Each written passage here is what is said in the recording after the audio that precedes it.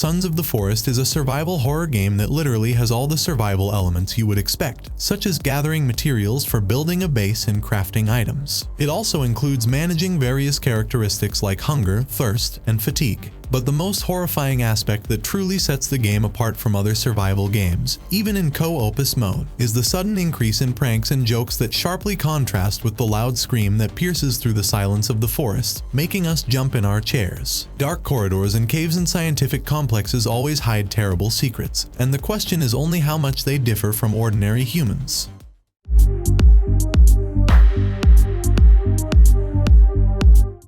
The sequel's plot starts with your seaplane crashing on a remote island. It's just like in the original, where a plane crashes, but the difference is that this time we're not looking for our son, but as a hired mercenary trying to save a billionaire. Like in the original, the whole story is presented through the environment, newspaper clippings, scientific reports, and letters. The familiar plot in combination with the same setting makes Sons of the Forest feel more like an updated version of the original game than a full-fledged sequel. The basics are the same: survive cannibal attacks, find key items scattered around specific locations on the island, explore dark caves full of mutants, and of course, search for a missing person again.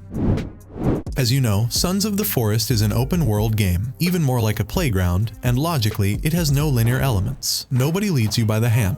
Part of the pleasure is figuring out what to do next. You have a GPS tracker with marks of all important places, but I really missed an easy way to set custom markers. That's why I occasionally had to search the internet for a full map to check maybe I missed something. Sons of the Forest has an interesting difficulty jump, especially in winter when resources become very scarce. That's how seasons change here. You just wake up in the morning and suddenly it's snowing. But it's really cool. The lake and river freeze, and you no longer have easy access to fish, meat, or other necessary products that are available in summer. That means you have to race against time to prepare properly. You even start thinking that bulimia isn't so bad because you're hungry, and the local savages, believe me, are always in excess. Always be sure that by 11-12 in the morning, you had enough supplies of meat or cat food.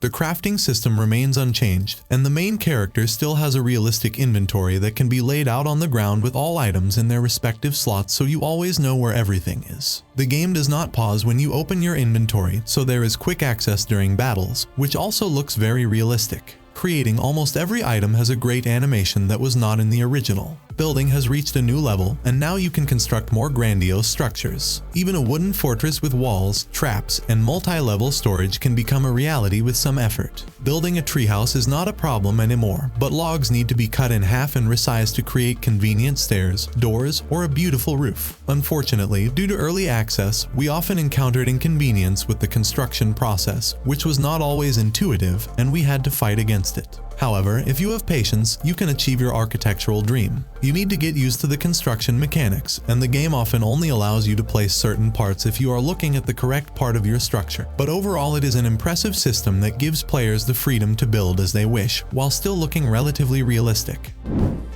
Of course, all of this requires gathering resources such as wood, stone, and other materials in survival games. It's always a routine that takes a lot of time, especially if you're playing solo. But don't worry, you will never be alone, and I'm not just talking about cannibal attacks on your base because companions have been added to the game. Kelvin, another hired hand, survived a fall from a gyrocopter. He lost his hearing but is physically fit. With a handy notebook, the player can give Kelvin commands such as gather wood and put it here or follow me and take a break, and so on. Kelvin is an amazing guy. He efficiently follows the given commands. Sometimes even too efficiently, cutting down trees on which you've just built a house. Another companion will appear in the game, but if I reveal who she is, it will be a spoiler, so I'll just talk about her usefulness. This woman begins to prove her worth by leading you to interesting places or giving you berries or dead squirrels. You can even give her a rifle or pistol to make her the ultimate and reliable defense of your base against mutant attacks.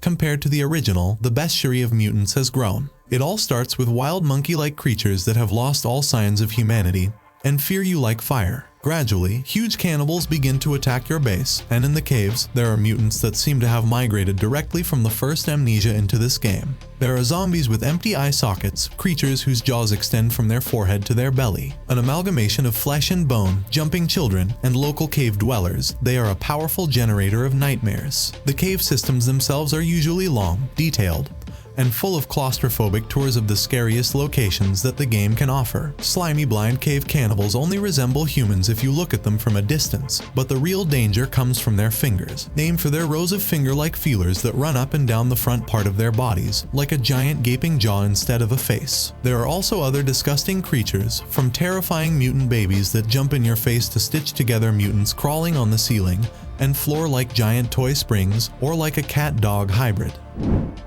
The cooperative mode almost completely solves the problem of the need to run that extra 100 meters to your death. I think it's much easier to ignore the lack of content when you're playing with friends because it's easier to find and stick to new goals like building a base and defending against cannibal attacks. But even in multiplayer, sooner or later you'll get trapped and start asking yourself, okay, what does it want me to do next? And then the game drags you into a lifeless journey around the island.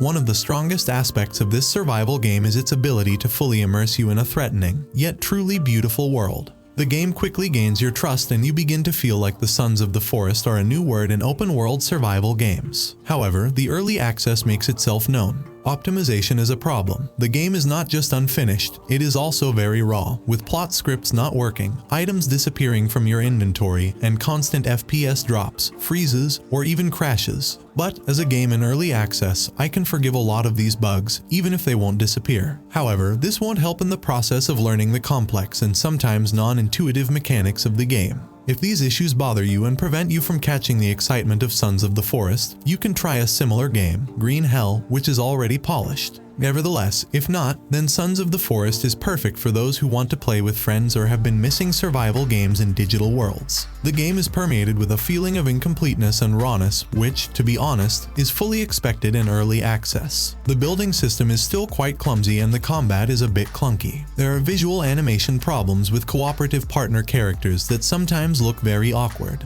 Nonetheless, the AI is the best I have seen in games of this genre, and it greatly contributes to the creepy atmosphere of the forest, which in itself is beautiful at times. I believe that sometimes the incompleteness and imperfection are the price we have to pay for what other games did not do before. At this stage, Sons of the Forest can be rated at 6.5 out of 10 possible points. Nevertheless, what do you think about Sons of the Forest? Share your thoughts with me in the comments. Stay with us, it's going to get even more interesting from here on out. See you on Subgamer. Watch and play with us.